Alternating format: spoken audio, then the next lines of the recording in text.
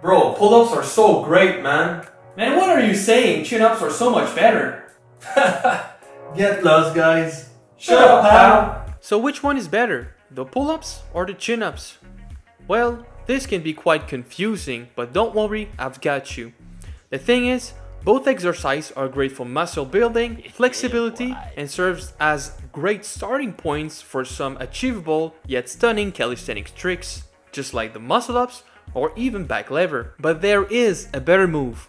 Look, in this video, I'm gonna share with you a progression plan through 3 principles that I wish I knew when I started doing calisthenics. These are all gonna make things clearer for you and your fitness journey. Let's pull ourselves into it.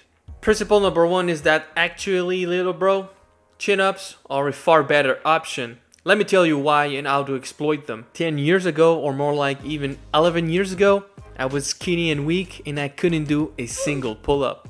Every time it was back day and biceps day at the gym with my brother, he kept telling me to do pull-ups, but I couldn't do one, and that was really frustrating. I tried and tried again, but couldn't get one. At least I was still able to do 1 or 2 chin-ups and even hold myself for a couple of seconds in the chin-up position hold at the top of the bar. And the weird thing is, lately I played with my little female cousins that never worked out and can't pull themselves up, right?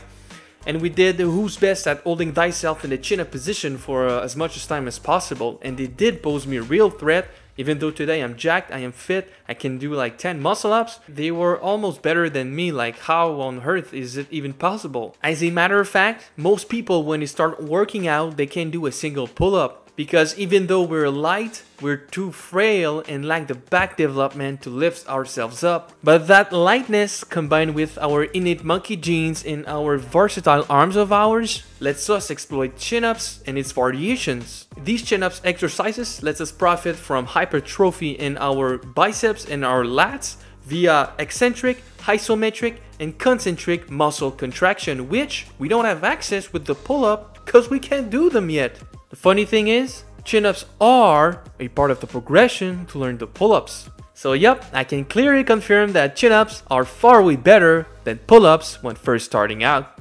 Alright guys and gal, it doesn't matter where you start, here's your progression plan for the next 2 months with the chin-ups. First, integrate 3 sets of 6 negative chin-ups, then 3 sets of 30 seconds of chin-up hold, followed by 3 sets of 6 horizontal chin-ups. If you can already do chin-ups, then add 3 sets of 6 chin-ups before all of the exercises that I just mentioned. If one of these exercises is too much or you need even more, then I want you to dead hang in a supinated grip for up to 1 minute for 3 sets. Do this progression plan every other day so you let the tear down muscle build back stronger and stronger. With that plan and the reason why chin-ups are better, you will hijack your proficiency and fall back into your monkey origins and power, which feels only right and amazing at this point. Once you've reached between 8 to 12 reps, which is also your only goal for now, you're ready for the second principle.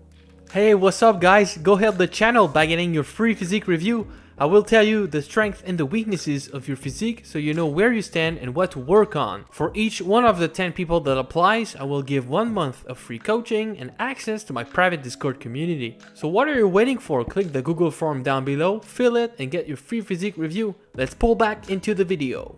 Principle number 2 is that only now pull-ups are better.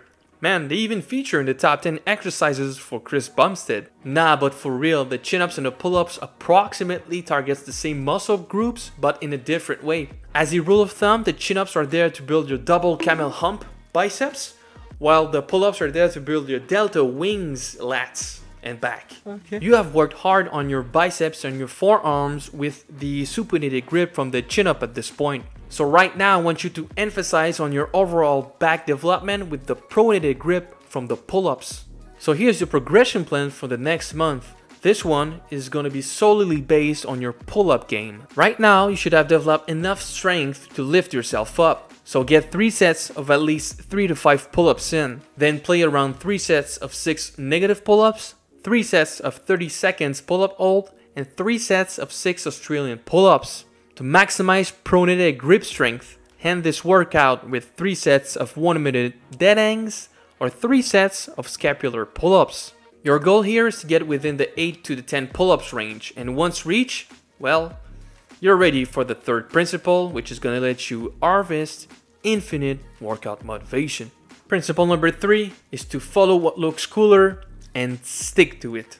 As long as you've reached both repetition range for the chin-ups and the pull-ups, I want you to redirect your efforts into learning a new calisthenic trick or skill. The reason why is that every calisthenic skills have their own set of prerequisite and also progression plan. So therefore, either chin-ups or pull-ups are gonna make you learn your new targeted skill faster. As for myself today, I put all my attention into the pull-ups because I want to relearn the front lever that I kinda lost since my last bodybuilding show. So here's what's offered for the chin-up progression skill tree. We're talking about elbow lever, the back lever, the chin-up muscle up, the planche, just to name a few. Then here's a list of the pull-up skill tree. We have roll over the bar, muscle ups, front lever, one-arm pull-up, and human flag.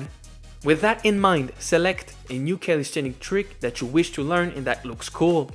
Once you have it, then make it your goal and either do chin-ups or pull-ups to maximize the required gains.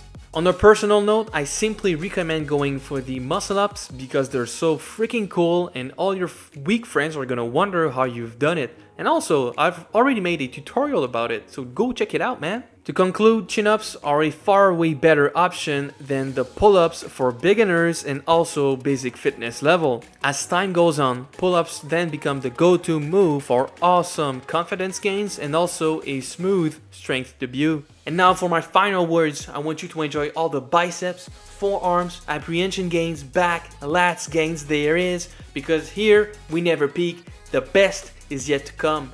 Peace out.